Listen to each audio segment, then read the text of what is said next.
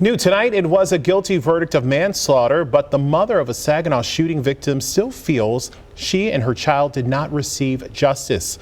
She was 23 years old when she was shot to death in July of 2021. And there was a lot of attention on her case because of the time it took emergency responders to arrive to help her. I'll never forget this. Terry Camp joining us now in the studio. And Terry, the man who's accused of killing her does remain in jail. Yes, 43-year-old Ramiro Garcia has been in jail for more than 1,200 days. He'll be sentenced to more time, but it won't be what D. Wallace wanted, life in prison.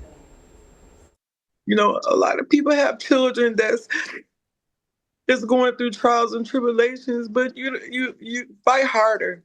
Dee Wallace says she and her family were fighting for her daughter, Nala Wallace, who struggled with her mental health. It was in the early morning hours of July 5th, 2021, when she came to Ramiro Garcia's Saginaw home on Burnham Street. The two started struggling, and investigators say Garcia pulled out a gun and shot Wallace. A jury found Garcia guilty of manslaughter, not the more serious charge of first-degree murder.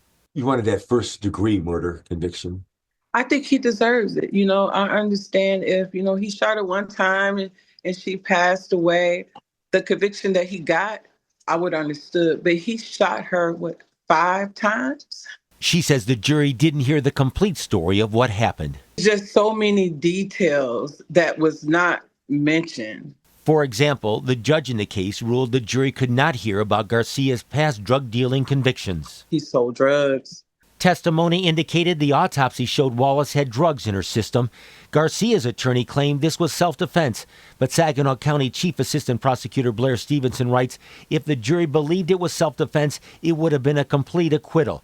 Obviously, they didn't believe it was. I hope this guilty verdict will give the family some peace. Wallace has filed a lawsuit against Saginaw County Central Dispatch as it took about an hour and a half for emergency responders to arrive at the scene. She's not satisfied with how her quest for justice in the criminal case played out. I just think it's unjust how they're portraying my baby. I know she had problems, but so does a lot of people. Yeah, it's not clear at this point how many years Garcia will face in prison for the manslaughter conviction.